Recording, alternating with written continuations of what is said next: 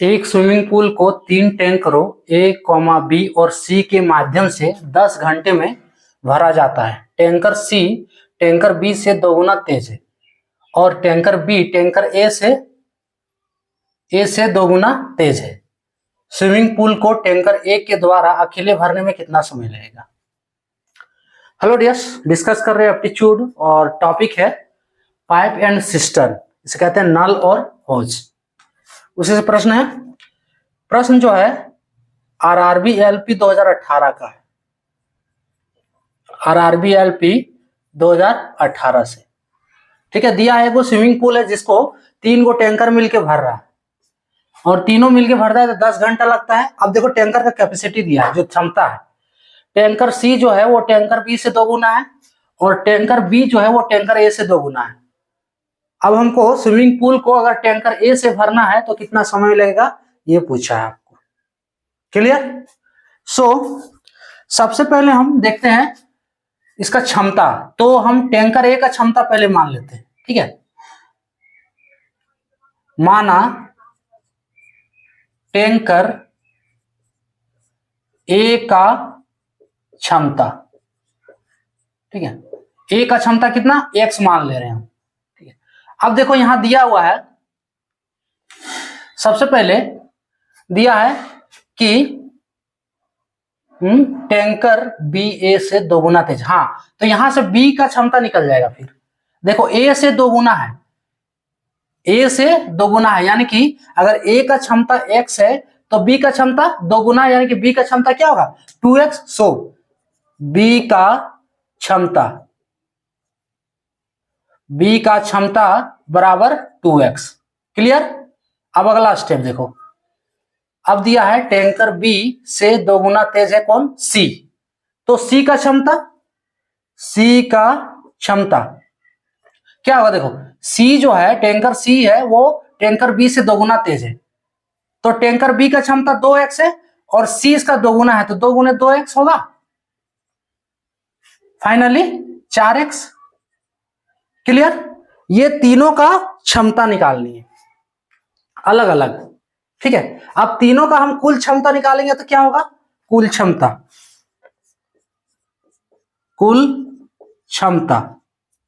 देखो हम इतना लैंग्वेज लिख रहे हैं क्योंकि अभी आप लोग क्या समझ रहे हो, इसलिए आप लोग एग्जाम में इतना लैंग्वेज लिखने की जरूरत नहीं है, सिर्फ सॉल्व करना है। लेकिन सॉल्व करने के लिए क्या है, कॉन्सेप्ट आना चाहिए और कॉन्सेप्ट के लिए ये सब आपको जानना पड़ेगा कि है क्या ये सब, इसलिए हम ये सब लिख रहे हैं इतना। क्लियर? सो कुल क्षमता यानी कि तीनों को हम जोड़ देते हैं तो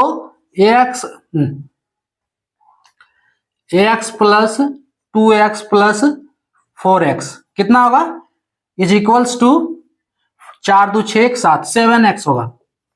अब कुल कायर कितना है, अरे एक टैंकर को भरना है, यानी कि कायर इक्वल्स टू 1।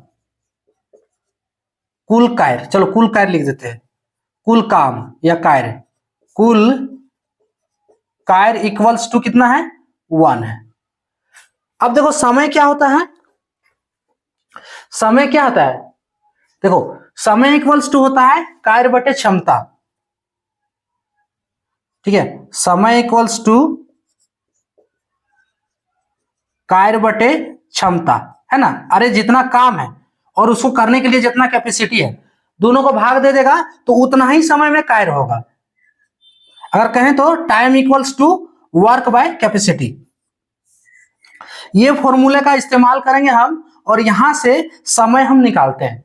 देखो कुल क्षमता कितना निकला, 7x और कायर कितना है, 1। तो समय इक्वल्स टू क्या होगा, सो समय यानी कि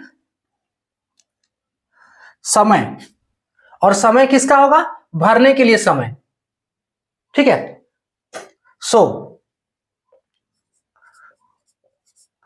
समय इक्वल्स टू 1/7x होगा। देखो कायर कितना है, 1 है और क्षमता क्या है, 7x। ये समय हम निकाल लिए। अब देखो इसमें से बोल रहा है कि यहां जो है तीनों टैंकर जो मिलके भर रहा है इसको 10 घंटा लग रहा है, ठीक है। यहां लिख दे भरने का समय, ये भी लिख दे, चलो भरने में समय, ये सब लिखना नहीं है, भरने वाला ये सब अपने में समझ सकता है, ठीक है। भरने में लगा समय कितना हो गया, 1/7x। अब देखो प्रश्न में दिया है कि ऑलरेडी 10 घंटा लगता है, यानी कि यहाँ जो हम समय निकाले हैं वो 1/7x है, ठीक है। और भरने में जो समय लग रहा है वो लग रहा है 10 घंटा, यानी कि ये वो समय यहां दिया है, लिख दिए समय इक्वल्स टू 10 घंटे। एक वो समय यहां दिया है और एक वो समय हम निकाले हैं, तो यानी कि दोनों समय तो एक ही होना चाहिए, नहीं तो फिर कॉन्सेप्ट गलत जा रहा है। सो इसीलिए ये दोनों बराबर होगा, यानी कि 1/7x इज इक्वल्स टू 10 होगा। अब यहां से हम x का वैल्यू निकाल लें, देखो।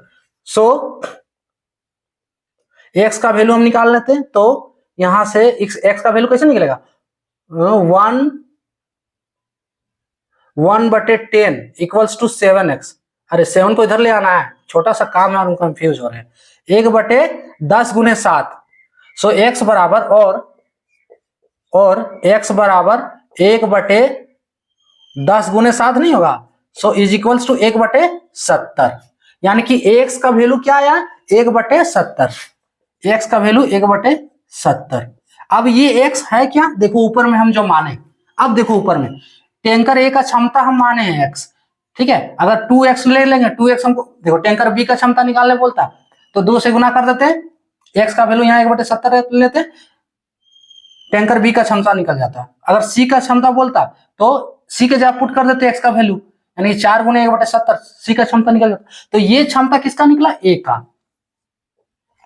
A का क्षमता। अब देखो पूछा क्या है कि A के द्वारा भरने में कितना समय लगेगा।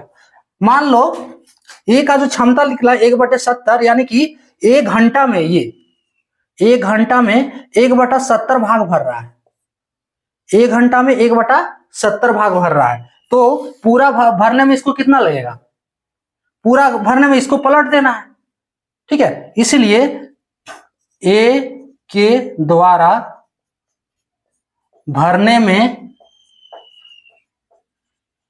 लगा समय इज इक्वल्स टू 1/70 ऐसे किया जाता है। तो फाइनली जब हम वही बोले कि इसको पलट देना है तो ये हो गया 70 घंटा, ठीक है। ये जो निकला A का क्षमता क्या है कि 1 घंटा में 1/70 भाग भर रहा है, इसलिए पूरा भरने में कितना लगेगा, यानी कि 1 यूनिट पूरा भरने में लगेगा कितना, 1/70, यानी कि ये पलट जाएगा। सो फाइनली 70 घंटे लगेगा इसको भरने में।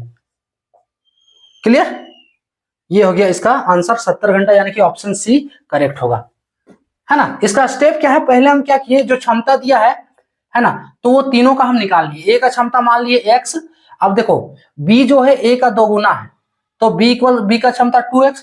अब देखो C जो है वो B का 2 गुना है, तो C का क्षमता 4x। कुल क्षमता कितना हो गया, तीनों को जोड़ दिए 7x। कार्य कितना है, 1 है। अब समय बराबर कार्य बटे क्षमता, सो भरने में समय कितना लगेगा, 1/7x। अब यहाँ पे समय ऑलरेडी दिया है 10 घंटा, यानी कि दोनों इक्वल होगा प्रश्नानुसार, यहां लिख सकते हो प्रश्नानुसार क्या है, दोनों इक्वल होगा। अब यहां से हम x का वैल्यू निकाल लिए 1/70। अब 1/70 जो है वो 1 घंटा में भर रहा है, ठीक है।